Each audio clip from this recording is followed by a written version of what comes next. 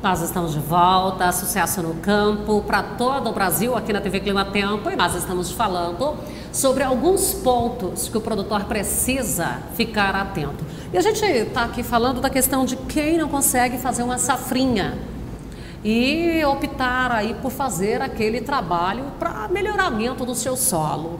E dentre as possibilidades, aquela planta de cobertura crotalária. Aqui no sudoeste goiano, já há alguns anos que está sob controle, mofo branco, porque tem algumas crotalárias que são hospedeiras para o mofo branco, né? Então também não é o produtor sair decidindo sozinho, ele precisa dessa consultoria, né, Nilton? Sim, a questão do mofo branco é um problema sério, né, na nossa região. Está sob controle, tá sob controle, mas é uma doença que, se tiver clima favorável, ela aparece, né? E a crotalária realmente tem esse problema.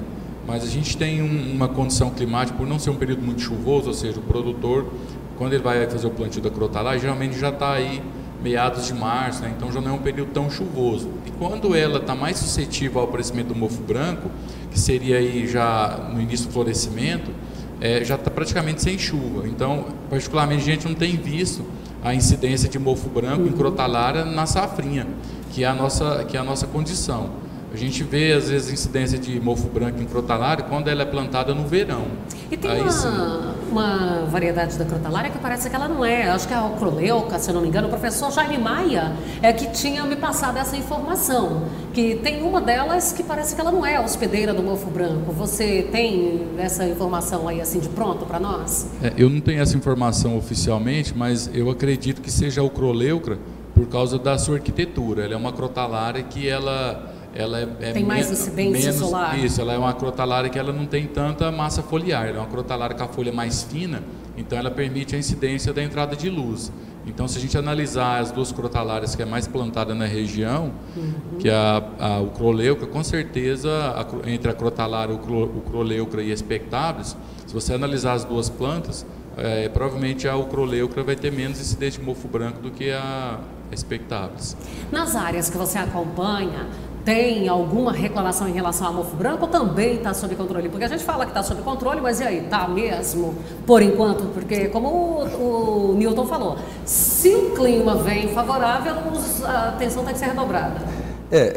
Fabeli, eu tenho acompanhado, tenho áreas que esse ano passado agora deu mofo branco, então varia muito da época que a pessoa plantou e também a variedade. Essas variedades de soja que são as folhas mais lanceoladas, elas tendem a entrar mais sol também. Quando você pega uma variedade de soja que as folhas são mais fechadas, o ano passado mesmo um cliente meu, ele me ligou, Alessandro, começou a aparecer mofo branco aqui. Nós fomos lá olhar, não deu nível para aplicar, falar, eu vou aplicar para mofo branco porque a quantidade que deu foi pouco. Mas realmente apareceu. Então quer dizer que o mofo branco ele não está extinguido. Isso, não está extinto aqui da região. Porque o escleróide, a gente ouve falar aí que fica de 8 a 12 anos no solo. É o que a gente ouve, então, né? Uma hora ele pode aparecer. Nós tivemos, acho que uns 5 anos aqui, mais ou menos uns 5 anos, uma plantação de girassol que as pessoas tentaram e que colheram aí 4 ou 5 sacas por hectare em alguns lugares que eu fui, que eu nunca vi tanto escleróide na minha vida, igual a gente pegava ali junto nos capítulos do... O que o Nilton comentou sobre a crotalária também se estende ao girassol. Se você plantar ele muito cedo... Se o clima for de muita chuva, então fechado, a tendência é aumentar. E o problema são os dias nublados, é isso? É esse período que favorece o aparecimento dessas... Sim, o clima ele tem que estar com a umidade boa, alta. Temperatura... a umidade alta e temperatura acima de 22 graus, em torno de 22 graus aí, não acima, em torno de 22 graus, é a hora que ele estoura com gosto mesmo, né? É fungo e esse ambiente é propício para então, assim, e o girassol, ele dá mais susto ainda, porque ele toma conta do capítulo inteiro, né? Então... Gente, eu vi absurdo isso. Formavam aquelas colônias de escleróides que eram gigantes. Dava até vontade de dar uma mordidinha neles lá, tão crocante que tava, viu?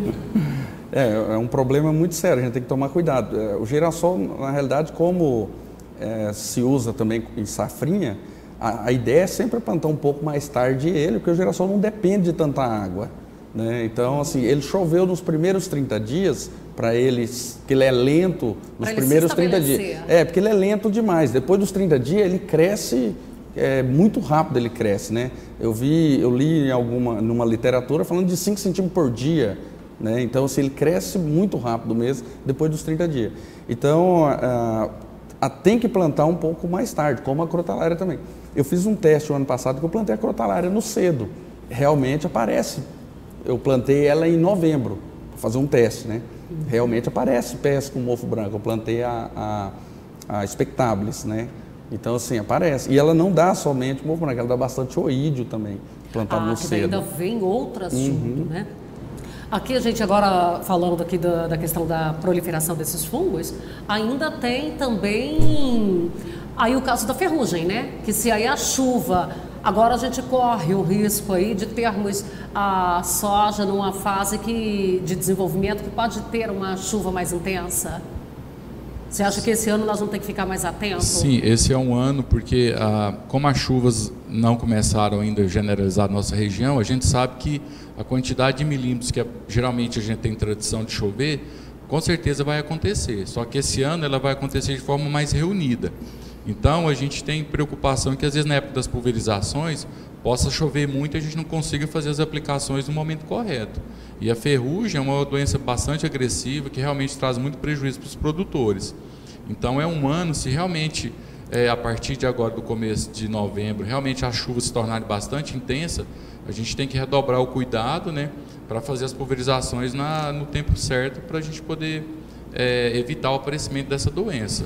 Com esse atraso que houve no início lá, que já era para ter começado a plantar e não deu para plantar naquele momento que a vazio terminou, a gente corre o risco de ter aqueles dias que, na linguagem que todo mundo conhece, aqueles dias invernados. Sim, eu acredito que sim, porque o volume de chuva que a nossa região todo ano recebe provavelmente vai ocorrer. E a tendência que tem nos registros é essa, né? Normalmente a gente não tem muita diferença do volume pluviométrico. Isso, não tem muita diferença do volume anual. A tendência é que agora, como não está chovendo até hoje, a tendência é que isso ocorra num período mais acumulado, né? Num período mais curto. E isso, né, Alessandra, atrapalha bastante as pulverizações, né? Porque a gente sabe que para a gente ter uma aplicação bem feita, a gente não pode ter chuva logo em seguida. Então aí não só a ferrugem, mas pode às vezes até outras doenças aí, doenças de final de ciclo da soja podem aparecer, ou até mesmo as iniciais, né, que são doenças que aparecem na fase inicial.